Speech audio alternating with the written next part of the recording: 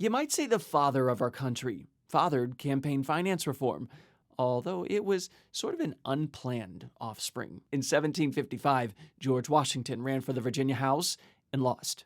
2 years later, though, he spent about $195 on punch and hard cider for potential voters. Guess what?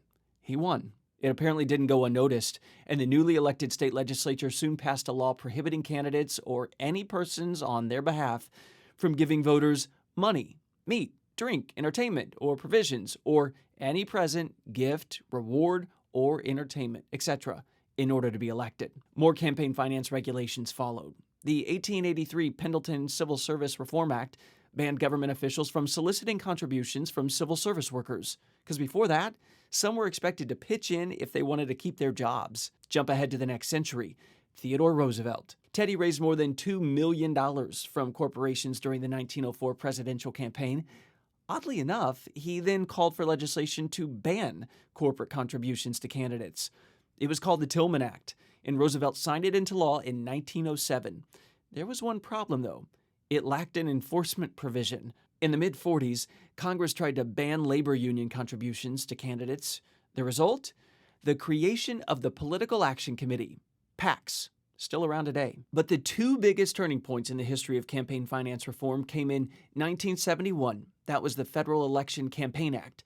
And in 2010, with Citizens United versus FEC. First of all, the Federal Election Campaign Act. That laid out disclosure requirements for contributions and spending. 3 years later, it was amended, after Watergate, to place limits on contributions and spending, and the FEC was established.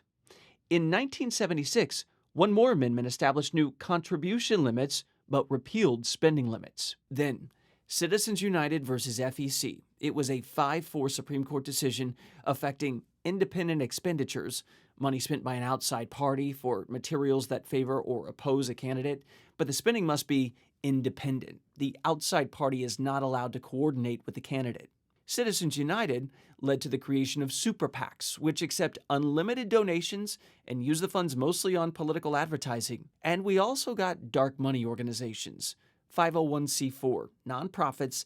They talk about issues, normally favoring one candidate, though, and they can keep all their donors completely secret. Is campaign finance a settled matter? No, not even close. We have come a long way from $195 of flowing cider in Virginia. Now, with billions pouring into elections these days, the spout never shuts off. All perfectly legal.